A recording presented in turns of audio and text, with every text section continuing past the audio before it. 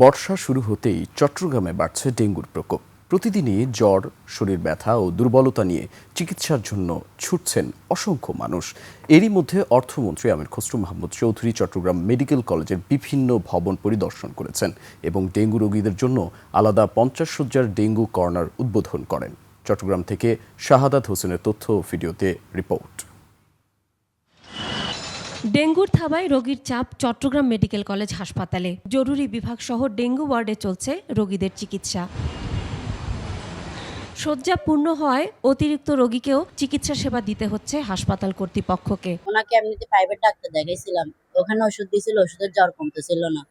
4 দিনের দিন জ্বর ভালো হয়েছে, কিন্তু ওনার পরীক্ষার রিপোর্ট মানে ডেঙ্গু পাইছে। আমার জ্বরটা 5 দিনের, 5 দিন যাবত এখানে আসছি, এখন 3 দিন হচ্ছে। আজকে পর্যন্ত আইডেন্টিফাই হয় নাই মূলত জ্বরটা কিসের। ডাক্তার এখনো নির্দিষ্ট টাইম বলা নাই কয়দিন থাকবো, বরং দেখতেছে, পরীক্ষা দিতেছি, এটা আর কি। আমার উপসর্গ ছিল হচ্ছে যে 3 দিন ধরে প্রচুর জ্বর ছিল, 102 থেকে 105 পর্যন্ত, আর পুরো শরীর ব্যথা ছিল। আর হচ্ছে যে আমার ওই মেরুদণ্ড, তারপর ওই যে পায়ের গোড়ালি, ওগুলো খুব কামড়াচ্ছিল আর কি। চিকিৎসকরা বলছেন ডেঙ্গু প্রতিরোধে সচেতনতার বিকল্প নেই। পর্যাপ্ত পরিমাণ নরমাল স্যালাইন থেকে শুরু করে বিভিন্ন ফ্লুইড সাপ্লাই আছে, এবং এটাকে টেস্ট করার জন্য সরকারিভাবে যে কিটগুলো থাকা দরকার, NS1 IgM অ্যান্টিবডি যেগুলো থাকার কথা, সেগুলো পর্যাপ্ত পরিমাণ আছে। ইনশাআল্লাহ কোনো সমস্যা হবে না। অর্থমন্ত্রী আমির খসরু মাহমুদ চৌধুরী চট্টগ্রাম মেডিকেল কলেজের বিভিন্ন ভবন পরিদর্শন করেন।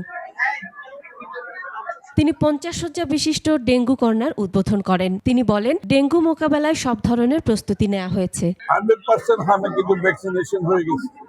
এগুলো আগের যে সরকার যারা ছিল তাদের অব্যবস্থাপনার কারণে আমের টিকাগুলো তারা দেয় নাই, এবং তাদেরকে আন্তর্জাতিক সংস্থাগুলো বারবার বলা হয়েছে, তারপরে তারা করে নাই।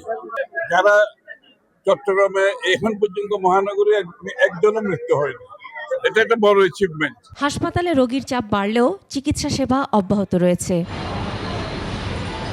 Masuma Lisa, desk report, 21 television.